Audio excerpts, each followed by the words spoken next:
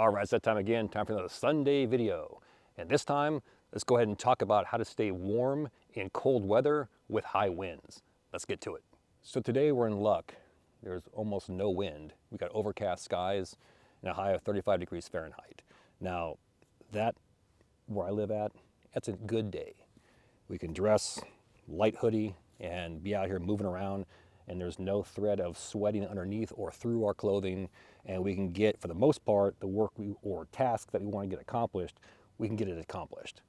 Now, with that said, I've been hitting videos here and there about keeping warm during cold weather or colder weather. We're not talking about the Antarctic. We're not up there in 25 degrees below zero. We're talking about in the eastern woodlands where I live at. Now, the one thing I want to talk about today is how to construct a few shelters that are designed to not only trap your body heat, work in conjunction with you and your clothing, but work with a fire as well.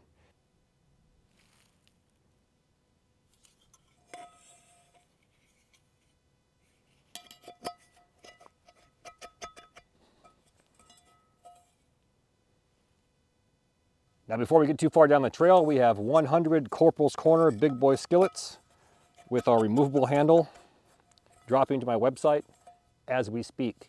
We have 2 weeks remaining, and this one will be discontinued to make room for something else. Like I mentioned on this journey 18 months ago, we're gonna have an entire collection. So if you're waiting to get one, grab it today. We have 100 dropping right now to my website. That link is in my video description box, corporalscorner.com. And while you're there, grab a Corporals Corner skillet bag and patch. This bag is large enough to accommodate the skillet, a 6x12 grill, and a full-size spatula. Far too often we get caught up in this world of Rambo survival where I'm out there with just a knife and I got nothing at all and I'm out there braving the elements.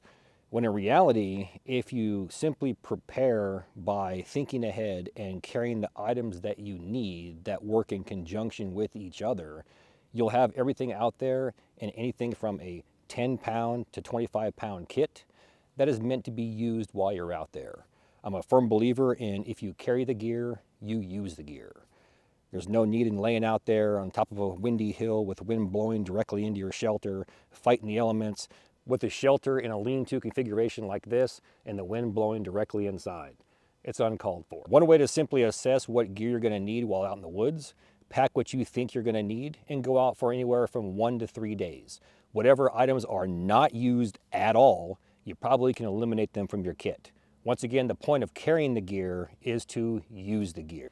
So on that note, let's go ahead and set up some shelters that are designed to work with you and your gear.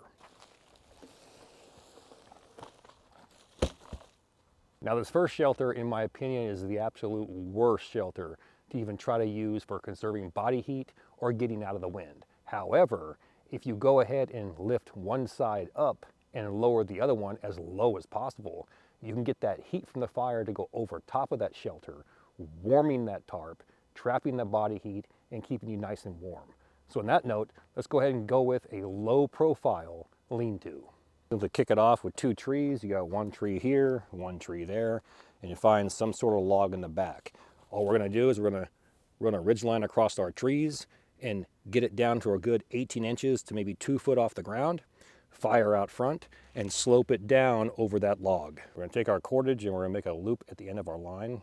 All you gotta do is wrap it around your finger and then place it through that loop, and you're gonna create an overhand loop, just like so. Then pull that short one tight and slide it down. And now we can secure this end to our tree. From here, all we're gonna do is we're gonna take a piece of cordage and we're gonna pass it through and create a little pocket right there. Grab a stick off the ground and place it inside there. That's the beauty of working with trees. There's no shortage of toggles. Reach down, pick up a branch, slam it in. Then simply push it towards that tree. Coming off the tree right here, all we're gonna do is we're going to make a bite and we're going to place that through our tarp and then place a stick into that loop and do the exact same thing on the opposite end. The beauty of this system is once I tighten this cordage, these sticks or toggles will roll away from each other keeping it nice and tight against that tarp. And from here, we can tie this off with an improvised trucker's hitch. Now for this one here, all we're gonna do is we're gonna grab the cordage, we're gonna twist it, we're gonna lay it down, and we're gonna go ahead and pull a piece through. And then at that point, we're gonna go ahead and pass our cordage through that, and we're gonna tighten it up by pulling towards the tree.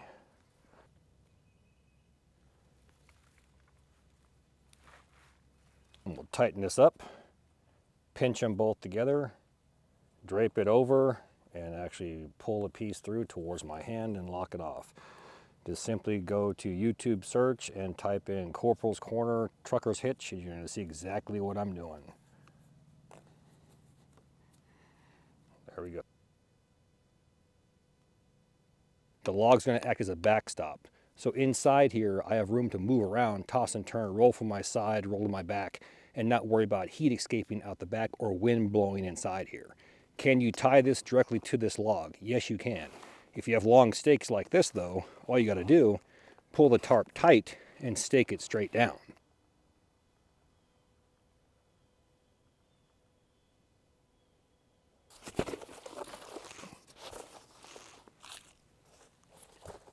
Let's go ahead and talk about the pros and cons of this shelter. Let's be positive first.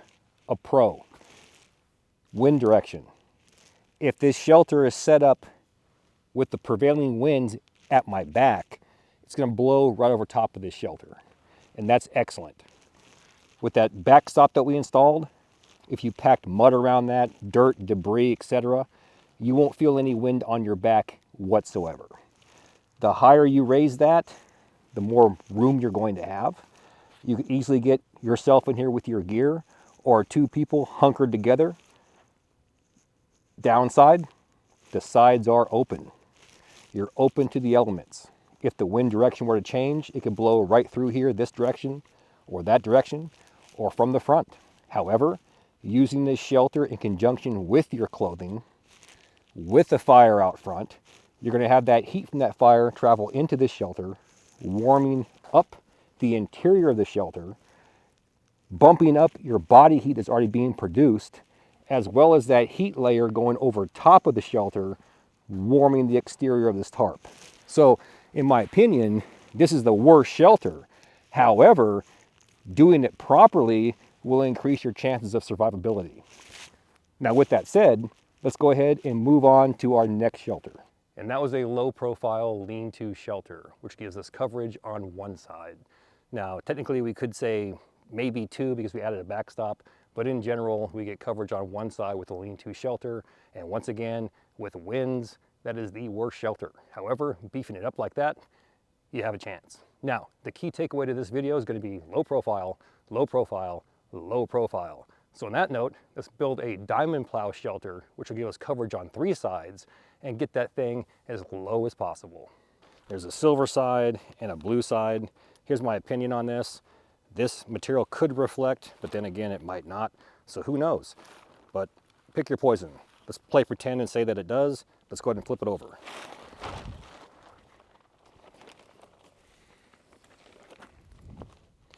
And we'll place it in the shape of a diamond.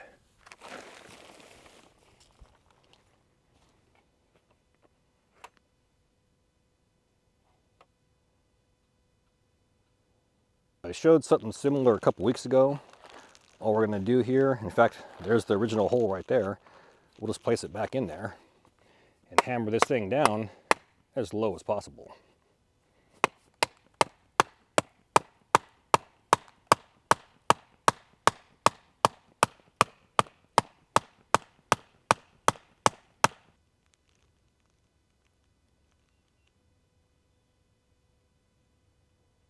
And for those that watch my channel, all we did 2 weeks ago is we placed our knife inside there and we batoned it with a stick, and it went down and caused a split.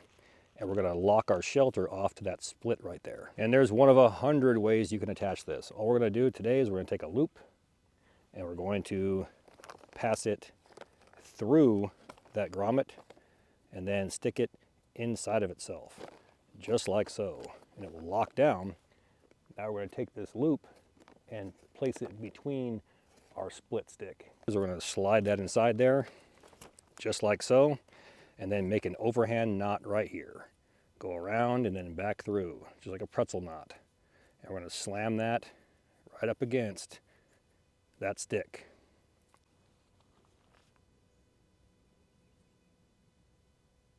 So on a diamond plow, you want to just go right to the back, which is the opposite, and stake out the first one as tight as you can, just like so. And then from here, we can adjust our wings.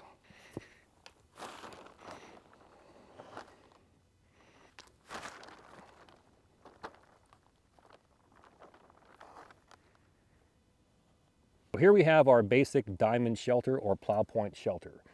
We have 3 points of contact. We're low profile, using it in conjunction with a fire out in front of us. That heat's gonna blow into the shelter over top of me, trapping heat from my body, the campfire as well, and keeping the top of this tarp nice and toasty. If we place this shelter properly and the prevailing wind pattern is blowing in that direction, it's gonna go right over top of me with no risk of it entering the shelter or my body's core temperature lowering due to wind chill factor. Excellent shelter. However, there's 20 different ways to set this thing up. Some people place it against a tree, some off a ridgeline. Most common is a bipod. I chose a stick. Choose what works for you. If you are using an 8x8, it's not only more comfortable, meaning there's more room on the inside for you, somebody else in your gear. You also can lay perpendicular to your shelter. And in my opinion, that's the way to go. You can lay perpendicular, have that fire sitting right out here, collect all that heat, get it all trapped inside there, and be warm and toasty all night. So far, so good. We're looking outstanding. Now let's go ahead and make my all-time favorite tarp configuration, the infamous tarp tent. Just like our previous configuration, a square tarp works the best for a tarp tent. However, I don't have a square tarp. I have a 10 by 8. So we're going to go ahead and utilize that. I'm going to open this thing up first on the flat surface and then go from there.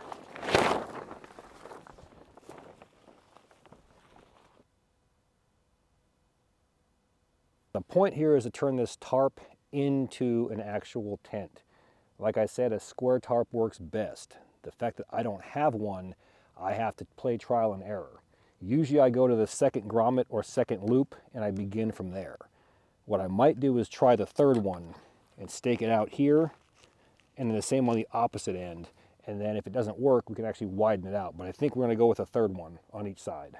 And we'll go ahead and pull this thing tight and then stake it out temporarily just like that. We go to our front. We're gonna count over 3, 1, 2, and 3. I wanna take this end and I wanna put it underneath and land it just like so and do the same thing on both ends. 1, 2, and 3. I'm gonna take it and tuck it underneath and line it up just like so. All we did is we lined up our grommets, front and the back. I'm gonna go ahead, I'm gonna take this corner and it should be in line with the back one, and I'm gonna go ahead and stake it down. Now it's just a matter of determining the length of our stick. That stick's gonna go inside and prop it up and actually raise the tarp up into a tent configuration.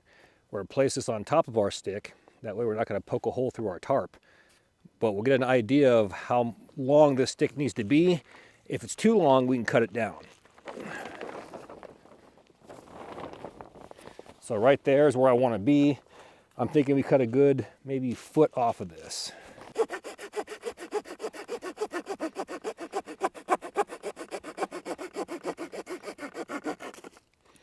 We'll start with about 8 inches and we'll cut more off if we need to. I just don't want to cut too much off because then I can't add it back. Let's go ahead and place our shamag or bandana on top of our stick. And we'll go inside here, see how far we can get this. May have to cut off a little bit more. I'm thinking we're going to have to. Probably good 2 inches or so and it should be good. And now you want to stake out your sides. So you want to pull it tight from the front, just like that, and stake it out. And then I'll show you how to deal with the back end of it over here. Put that temporarily right there, just like that. And we'll grab this end over here. Same thing, we're gonna pull it tight And then we'll stake this thing out temporarily. Might have to adjust it. And then all you got to do is take your corner and tuck it underneath. And we can do that to both sides. Normally in this case, what you would do is you could take this and split the difference and then go ahead and stake out this grommet down to that hole, and the same for this end over here. However, we're in an area where there's high winds, so I want to get this door as closed as possible. So to do that, I'm going to go ahead and drape one side over, and we'll stake it out down there, and on the inside we'll pull it tight and stake it out on the opposite end and keep that door as low as possible. Once again, a loop through itself creates a lark's head knot. We have our guide line that comes down. We're going to simply attach this to our stake with a marlin spike hitch and then pull it tight. Now I can go ahead and stake this thing out and call it good. There we go. And from here, what we'll do is we'll place it into that grommet that's right above my head. You guys can't see that, but trust me, it's right here. And then we'll go ahead and pull it tight on this side, but on the inside of the tarp. Second option would be to actually hook it to that stake down there. But I think if I do this properly, it'd be perfectly fine. And I'm telling you right now, we're blocking all of that wind. It's actually, it feels like it's 10 degrees warmer in here already.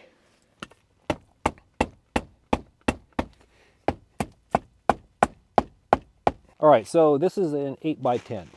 If it were a 10x10, there'd be a lot more room in here. And I've put these up several times over the past few years, and you can actually get 2 people in here, one on each side of this stick. Right now, I'm laying this way.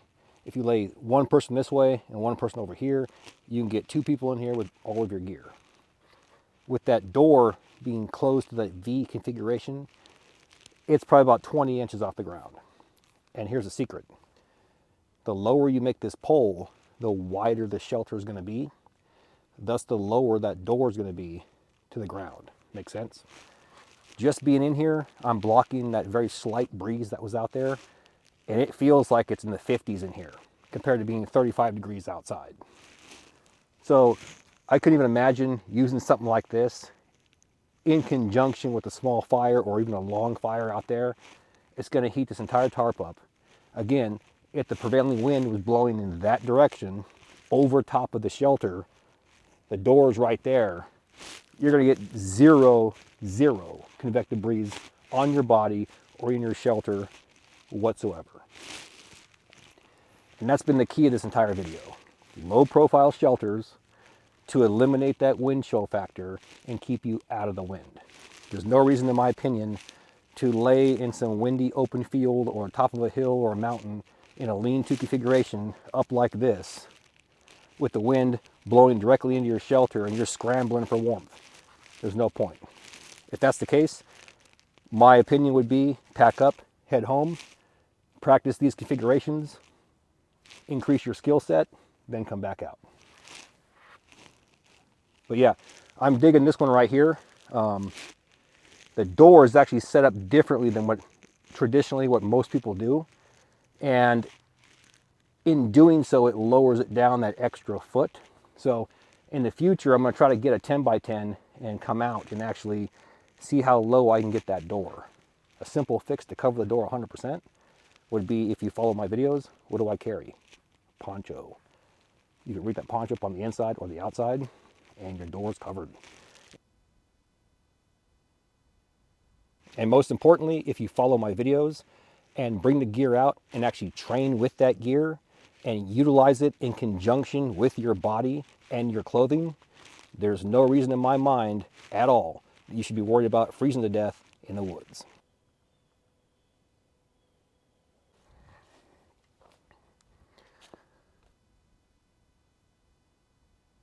And the best part about a shelter like this is right next to this pole, I can sit upright.